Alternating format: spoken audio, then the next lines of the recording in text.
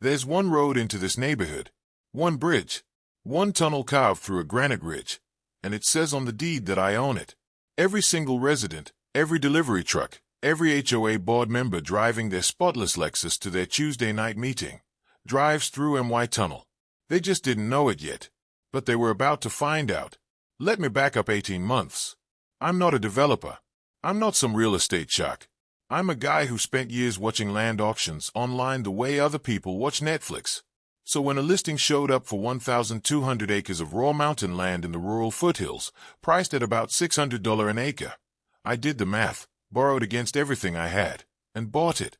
The parcel sat just outside the boundary of Ridgecrest Estates, a gated HOA community of about 340 homes. Beautiful place. Manicured. The kind of neighborhood where the grass color is regulated and your mailbox has to be HOA approved. My land bordered the western edge along a rocky ridgeline.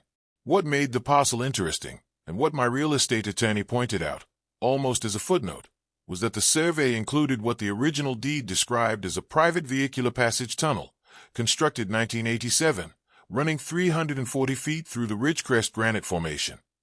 It was listed as an appurtenance to my land. I asked if that mattered. She said probably not. She was wrong. For the first 4 months, I just sat on the land. I was planning a small hunting cabin. Nothing dramatic. Then the letter arrived, typed on official HOA letterhead, gold embossed logo and everything, from the Ridgecrest Estates Homeowners Association, Board of Directors. It informed me that my property had been identified as adjacent to the association's controlled perimeter, and that any development, clearing, or grading activity on my land could negatively impact the aesthetic character of Ridgecrest Estates. They requested, no, required, that I submit any future plans to their architectural review committee for approval before proceeding. Read that again. They wanted me to submit MY plans, on MY land, to their committee. I wrote back a polite one-paragraph note explaining that I was not a member of the HOA. My land did not fall within their jurisdiction, and I would be proceeding with my development plans as I saw fit. 3 weeks later, a second letter. Same logo. More lawyers. The tone had shifted from official to threatening. They mentioned noise ordinances, drainage easements, environmental impact assessments. Long list. Very impressive. I put it in a folder. Over the next 6 weeks, the HOA escalated in every way they knew how. They filed a nuisance complaint with the county, claiming my land clearing was generating dust that drifted toward their community. The county inspector came out, looked around, and found nothing actionable. He did tell me, off the record, that he'd received 3 separate calls from HOA board members in one day. They hired a surveyor to challenge my boundary line. The challenge went nowhere because my deed was clean. They sent a representative, an actual human being, to knock on the door of the construction trailer I had on site. This man in a polo shirt and khaki slacks informed me that the HOA had discussed my situation at their last meeting, and that the community had concerns. I offered him a water bottle. He declined. The worst part, they weren't entirely wrong to push back. I was planning to build access roads, clear some trees, and eventually develop small cabin lots that would change the view from the western edge of their neighborhood. I understood their concern. What I didn't understand was why they thought they had any legal authority over what I did. But here's the thing about bullies, and HOA boards can absolutely be bullies. They only push this hard when they are scared. And what were they scared of? I didn't know yet. So I did what anyone would do when they are getting buried in legal threats from an organization with a $400 a month due structure and a vendetta. I hired a land attorney and told him to dig into everything. His name was Marcus. 30 years doing property law in this state. He had the energy of someone who had seen everything and was impossible to surprise. He called me on a Thursday afternoon, and he was laughing. He'd pulled the full title chain on my parcel going back to the original 1984 land grant. He'd cross-referenced the Ridgecrest Estates HOA formation documents from 1989, and he'd found something that no one, not the HOA's lawyers, not the previous landowner, not the county, had apparently thought to look at carefully in 35 years. When the Ridgecrest development was built in 1987, the developer needed to route access through the granite ridge on the western side of the property. Blasting a road wasn't feasible, so they contracted to build a tunnel, 340 feet, reinforced concrete, 2 lanes. It was built on a privately owned parcel at the time. And when that parcel was eventually sold off, the tunnel went with it. No recorded easement was ever granted to the HOA or its residents for use of that tunnel. The tunnel appeared on my deed. The tunnel was the only vehicular access to Ridgecrest Estates from the western side, and the eastern access road had been closed due to a landslide 4 years ago. My 340-foot tunnel was the only way in or out. I asked Marcus to say that one more time. He did. The HOA has been using that tunnel for 35 years without a recorded easement. You own it.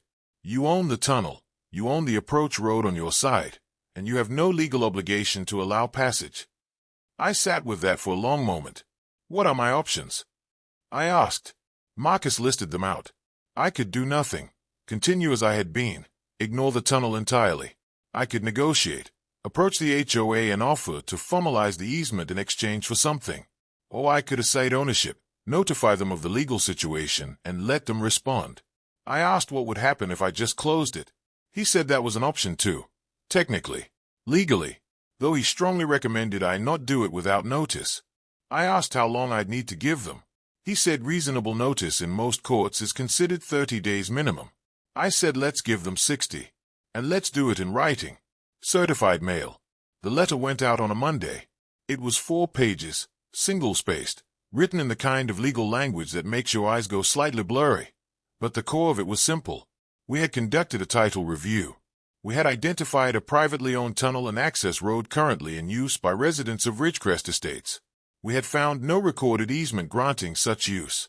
As the lawful owner, I was hereby providing 60 days formal notice that continued use of said tunnel would require a negotiated easement agreement. In the absence of such an agreement, access would be restricted effective the date listed. We attached a copy of my deed. We attached the title chain. We attached the original 1987 construction records Marcus had tracked down. Marcus sent it certified mail to the HOA board president, the HOA management company, and their attorney of record.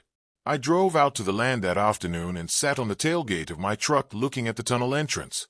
It looked exactly the same as it always had. Everything else was different.